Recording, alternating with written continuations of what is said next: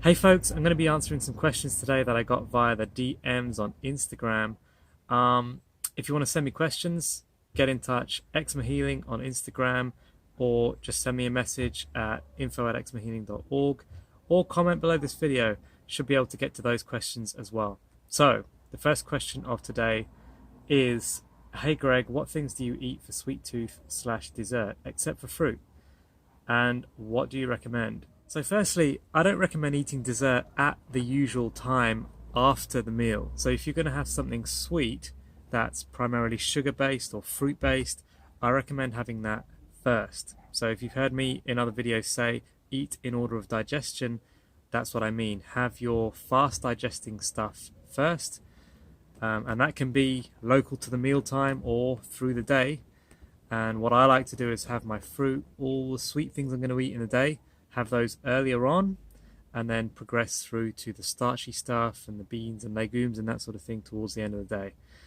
In terms of what do I eat instead of fruit, right now I can get away with a bit more than you probably can if you are still in an eczema state.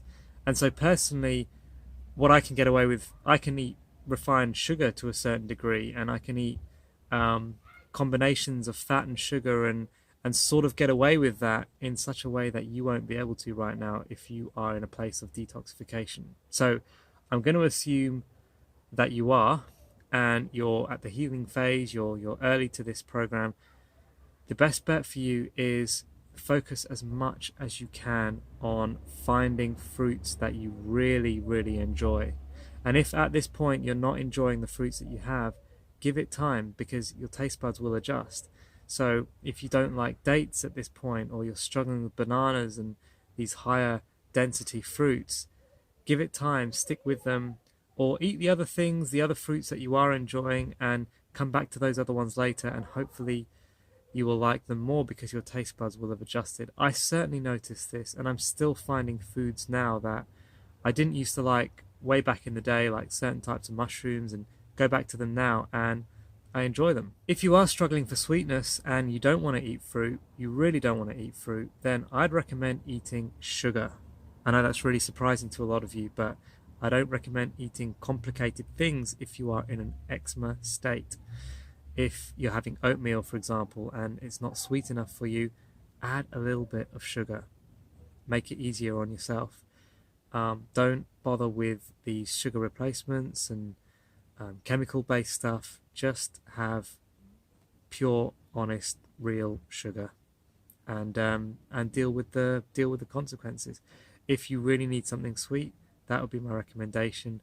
Don't get shop bought stuff that is complicated, made in a lab, got things on the ingredients list that don't even look like food to you. Just go with simple ingredients, as whole food as possible. Obviously fruit is best, but do your best with what you have and with what is going to make this sustainable for you. So the next question here is, hi Greg, I was wondering, do you have any tips for when I'm eating out with friends? My friends are supportive of me being vegan and would be open to going to vegan restaurants with me, but I'd hate being that person that asks for oil-free, salt-free, etc.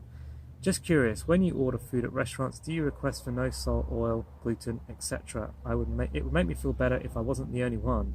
Lol. Also, just want to say thanks for your videos. It's the only thing that's gotten me to where I am right now. Being vegan was the best decision I ever made. So good to hear it. So good to hear you embracing the vegan lifestyle. It really is a lot of fun. It really is a adventure into new foods, perhaps that you didn't try before. Cooking at home, trying to make your SOS-free recipes. It can be a lot of fun. Get creative with it. Enjoy it. In terms of the restaurants, sitting in restaurants with your friends, I'll tell you a story. Maybe I've told the story on this channel before, but I went out with my work colleagues for an evening meal, and I couldn't bring myself to order something that wasn't on the menu. So I actually told the waitress I wanted something just regular that was on the menu. And then as soon as she left our table, I went after her and I told her, actually, can you change that and just bring me, and then I asked for something off menu that was just really plain. I think it was an Italian place, so I asked for just gluten-free pasta with some pretty simple tomato sauce. As far as I'm concerned, my health, especially if I'm detoxing from eczema or something, my health is more important than how I look in front of my friends. And if you do this and you own it and you do it with confidence, your friends are going to respect you for it. Your friends are going to be quietly jealous that they don't have the confidence to speak up and be that one that, you know, changes the social situation. So I encourage you to just go with it. If you want to bring your own food to the restaurant, just do it. Just go with it. And the more you do it, the more you'll get used to it. Absolutely, I ask for salt-free, oil-free, gluten-free if that's what I need. And I suspect that the restaurant's going to be a bit of a salty, oily sort of place. Just go with it as best as you can. Do it regularly and it will get easier. Just remember too that the friends around you, if they don't get it, if they don't understand, if they want to give you a hard time about what you're doing, then do you really want to hang out with those people anymore? Find other people to hang out with, or just remember, those that mind don't matter and those that matter don't mind. If you need to find more people in your area, put a message out on Facebook, find vegan groups, find health groups, whatever it is. Find fitness groups. They're often more open-minded to different styles of eating. If you want more ideas on that, let me know and I'll make a longer video about it. Next question, Greg, how do I get in contact with yourself? info@eczemahealing.org is the email address. That comes straight through to me. I read all of those emails. You can also comment below this video. I read those too. And you can direct message me on Instagram. My Instagram is eczema healing. The next question, this one came here in a YouTube comment. Do you still only believe in high carb, low fat? And I've answered it briefly, as you can see here. And they've questioned back again, what do you think about the cases? There's a lot online showing people healing from all sorts of diets, low carb, high fat, etc., etc. Okay, so generally, yes. I do only believe in high carb, low fat for long-term healing and for the prevention of other diseases as well. So here on YouTube, you can find a video by Dr. Michael Greger called Uprooting the Leading Causes of Death. And you'll see him get into diseases that are way more serious than eczema, like heart disease, cancer, stroke, dementia, all of these sorts of things, and they can all be addressed by a whole foods plant-based diet.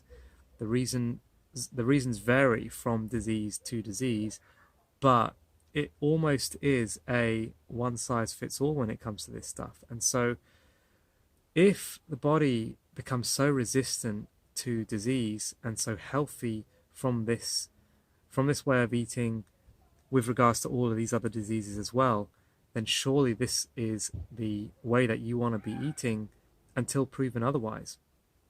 And it does work for eczema. There are other ways that do work. As you probably know, some of you, I was paleo for 4 years and I did have a very low carb way of eating, and it did help my skin get under control. But what you're doing there is you're not going as deep as high carb, low fat does, because when you just cut carbohydrates out of the equation, which is your body's preferred fuel source, you're not helping your body to process those better in the future. You're simply cutting out the problem and then trying to survive off of a food type, fat and protein, that your body doesn't favor. It doesn't function quite so well. You'll never find somebody functioning at a high level that uses fat as their primary fuel source, especially not in competition. So look at all the Tour de France riders, look at anybody that has a high level of cardiovascular ability, somebody in their prime of life, they will be eating a lot of carbohydrates. And so you want to get your body to be able to process those. You want to be able to fuel yourself off of those. Your body loves it. Plant-based foods are the highest in fiber, in antioxidants. They help with your immune system, and they digest really well in the body as well. So you want to adjust your way of eating as much as possible to this. If for a short time you want to go down this high fat route because carbs are just playing absolute havoc with you, that's fine, but I really can't see it as a long-term solution for anything. Dr. Atkins died of a heart attack, and there's more and more. Timothy Oakes, he's got type 2 diabetes, and there's more and more of these things coming to the fore that just doesn't look good as a holistic way of eating. So I'm going to leave it there because I don't want these videos to get too long. But again, if you've got more questions, post your questions, comments, and criticisms down below. I read all of your comments, and email me at info@eczemahealing.org if you've got a question you want me answering in a video. That's it. You're free to go. I'll see you in another video.